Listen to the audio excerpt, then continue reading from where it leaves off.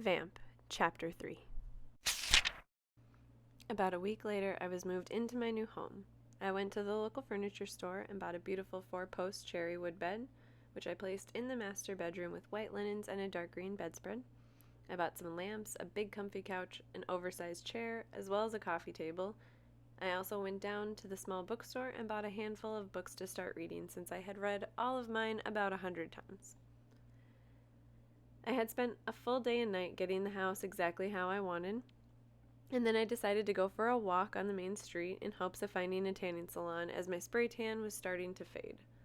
I was in luck, as right on Main Street there was a tanning salon called Bit of Sun. I was just hoping that it had one spray tan stall. I walked through the door and an old-school metal bell chimed from above my head. "Hello there. I'm Margaret. How can I help you?" she said happily. Margaret was a plump middle-aged woman with dark brown curly hair, which she left authentic and wild. "Nice to meet you, Margaret. I'm Gretchen. I was wondering if you happen to have a spray tan machine." "Yes, we do. I'm afraid it doesn't get much use these days, so it will take me a few minutes to clean it up and get things ready." "That's perfectly fine. I'd prefer to use the spray tan machine over the UV machines anyway."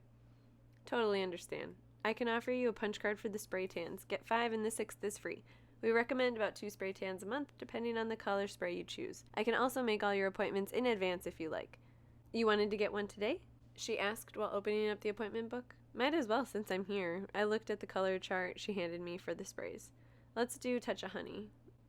"Oh, perfect. That will look marvelous on you. I'll get it all set up. Feel free to help yourself to a pop or coffee," she said as she grabbed a canister of tanning liquid and pointed to the small waiting area to the right of her desk. A few minutes later, she came up front and waved me to follow her down the hall and showed me how their system worked. "I'll be up front when you're done. You can hit this button on the wall if you need any help," she said, then closed the door behind her. After I finished my tan and paid Margaret, we set up my future tans. I thanked her for her help and headed out of the salon. I decided to walk around town for a while and get familiar with the streets and businesses. There was a nice mix of shops, some novelty, some thrifty, some antique. There was a Chinese and an Italian restaurant across the street from each other, and other ma-and-pa shops lined the streets. When I was heading back to my car, I came across a help wanted sign in the window of a local tavern. Figuring that I really had nothing to do with my time since the house didn't need any updating, I decided to apply. "Hello there, little lady," said the gentleman tending the bar when I walked in.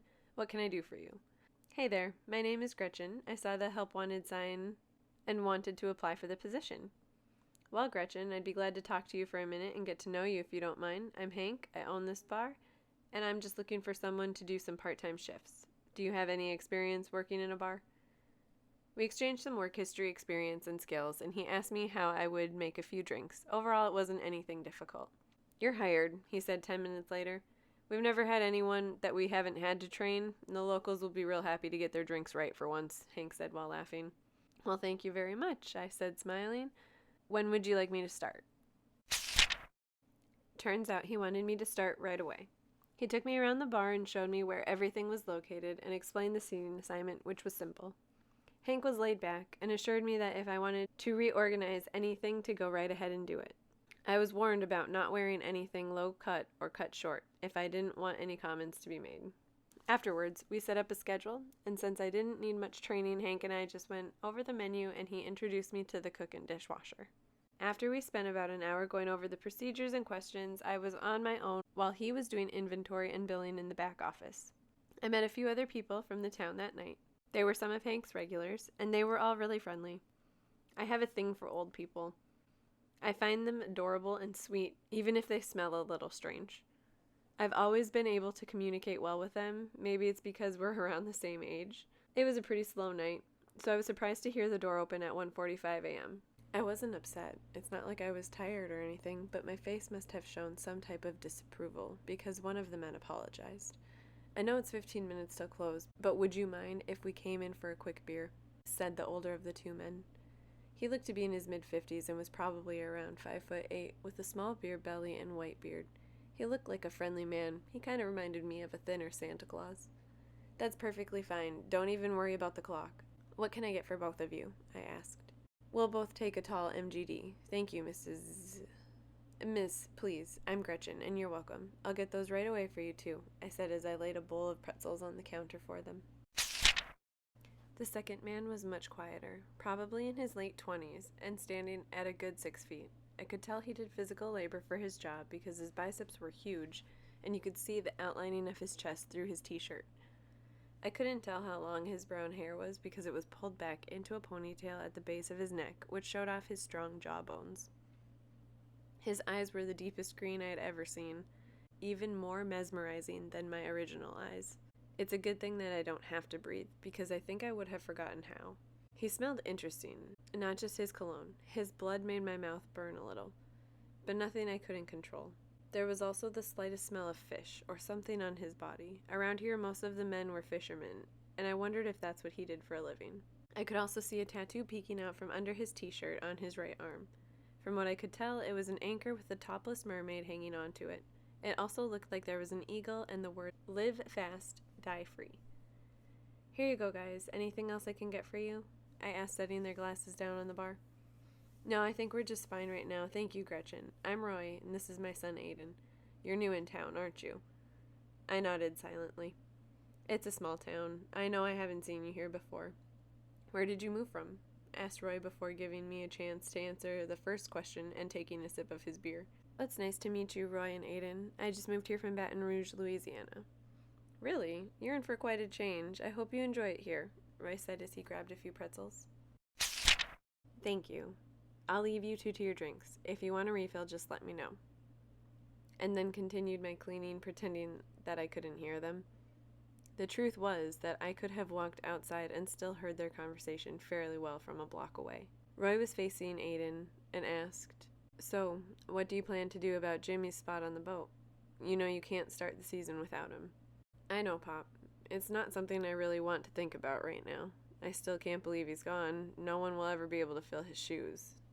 "You're not still blaming yourself for what happened to him, are you? Aiden, you need to let it go, boy. It was not your fault. Jimmy was in the wrong place at the wrong time." I couldn't help but be slightly curious about what had happened to his friend. I walked back over to the bar with clean glasses and began to stack them on the rack, acting like I wasn't listening. "Miss, can I get a refill?" It was Aiden talking to me this time. I was nearly knocked over when he looked into my eyes. Up until this point, he hadn't made eye contact with me at all. It shook me so much that when I reached for his empty glass, I grabbed it too hard and it started to crack. "Get a hold of yourself, Gretch," I thought. "Whoa there, miss. Be careful. You didn't cut yourself, did you?" asked Roy. "Oh no, I'm fine," I said, a little shaken. Aiden was staring at me wildly now, his eyes boring into my skin. He was alarmed. I could tell he really didn't know what to think, or what he should even say. I threw the glass in the trash and filled a new one. "Sorry about that. Here you go," I said with the most confident smile I could muster at the moment. But Aiden just continued to stare at me, his eyes searching for an explanation in my icy gray ones. "It's amazing you didn't cut yourself. I thought there would be blood everywhere," Roy said, breaking the awkward silence and the gaze between Aiden and I. "Just lucky, I guess," I said, flashing my teeth and turning to walk away. Just as I walked away, I heard Roy whisper to Aiden, "She's a looker, ain't she, son? Seemed like you two had a little moment there. I can head home if you want to have some time with her." If my heart had a beat, it would have skipped. I thought for a second I had butterflies in my stomach. Maybe it was still possible for me to get butterflies, even though my body had no life in it. But before I got too worked up over it, I heard Aiden's reply. "Yeah, she's gorgeous, all right. And no, it's all right, Pop.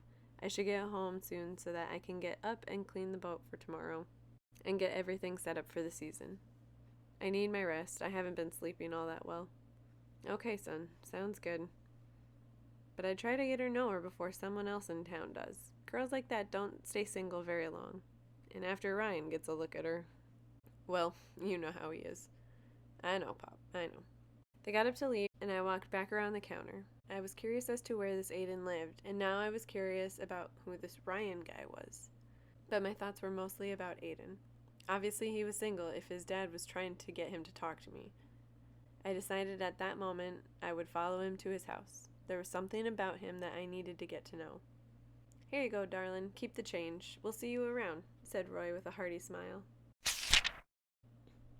"Thank you. You guys have a nice night." And with that, they were gone. There are times that I enjoy being a vampire. The speed is awesome. I can do things in minutes that would take most people hours. I finished adding up the till and cleaning, turned off the lights, and locked the door in 2 minutes. I hadn't heard a car pull up in front of the bar, so I knew they must have walked from the harbor. I could still smell them, so I followed slowly behind. My slow and their slow must have been different paces completely, because I caught up to them in 2 blocks. I waited behind a corner for them to gain a little distance. Aiden dropped his father off at his house and continued walking. I could tell they had a very close relationship because their whole walk home consisted of laughter, jokes, and talking about stories from their last fishing trip. Aiden even put his arm around his father at one point and pulled him close. I was somewhat jealous. Watching them together reminded me of the relationship I had with my father. He didn't live far from his dad, just about 3 blocks away and around a corner. I waited until he went inside, then I climbed a tree by the front of his house. Thankfully, the leaves gave me some coverage so that I wouldn't be seen in the dark. As I was sitting in the tree, I suddenly felt like a lunatic. I was seriously straddling the line of stalker and psychopath. I pinched the bridge of my nose with my fingers and shook my head thinking, "You're insane, Gretch. You've truly outdone yourself this time, but you're here now, so you might as well go with it." His house was very clean and white. He didn't have any of the walls painted any type of color. I saw him walk into the kitchen and get a glass of water. It was very quiet in the house.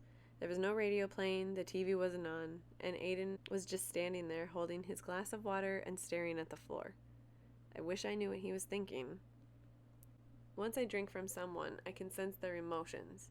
I'll know if they're angry, upset, sad, happy, any emotion. But I cannot read minds. Some vamps can, but it's a rare quality. When he finished his water, he moved to the back of the house, and I heard him go up the stairs. I waited to see which light would go on in the house. A second later, I saw a light spilling out from a window at the back of the house, and luckily there was another tree there I could use.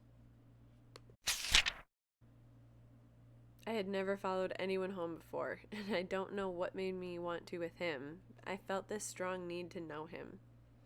Aiden walked into his bedroom and stripped down to his boxers. I swiftly turned my head to the side, but not before quickly noticing the man was built like a brick wall. He turned off the light, and I could hear him crawling into bed. I didn't turn back to peer into the window. There wasn't anything else left to see. I quietly climbed out of the tree and walked myself home, where I climbed into bed with my journal, a book, and let my thoughts surround me like the flames engulfing the logs in the fireplace.